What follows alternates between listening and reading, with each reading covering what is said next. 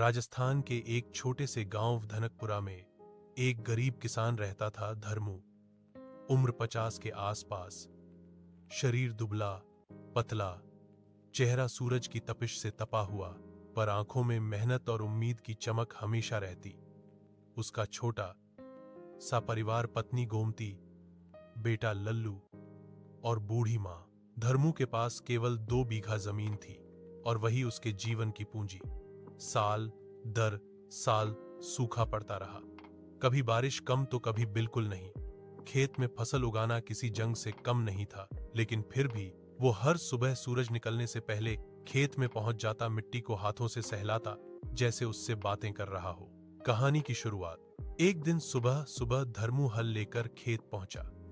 रात को हल्की बूंदाबांदी हुई थी, इसीलिए मिट्टी थोड़ा नरम थी। वह हल को कस रहा था कि तभी उसका बेटा लल्लू भागता हुआ आया। बाबा, स्कूल की फीस भरनी है, मास्टर जी कह रहे थे, वरना नाम काट देंगे। धर्मू के हाथ रुक गए। जेब में 2 सिक्के थे, बस 2। उसने बेटे के सिर पर हाथ रखा और बोला, बेटा, आज नहीं तो कल होगा। तेरी पढ़ाई कभी रुकेगी नहीं, ये तेरे बाप का वादा है।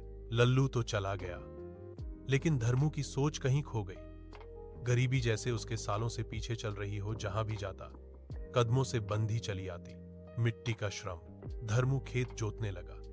धूप तेज हो रही थी, लेकिन उसकी चाल धीमी नहीं पड़ती। हल की टन टन आवाज के बीच उसके मन में आस पास के किसान भाइयों की बातें गूंज रही थीं। इस साल भी बारिश कम है, बीज महंगा हो गया, सरकार ने वादा किया था मदद मिलेगी, पर धर्मू को शिकायत करना कभी नहीं आया। उसका मानना था, मिट्टी पर भरोसा रखो, मिट्टी कभी धोखा नहीं देती।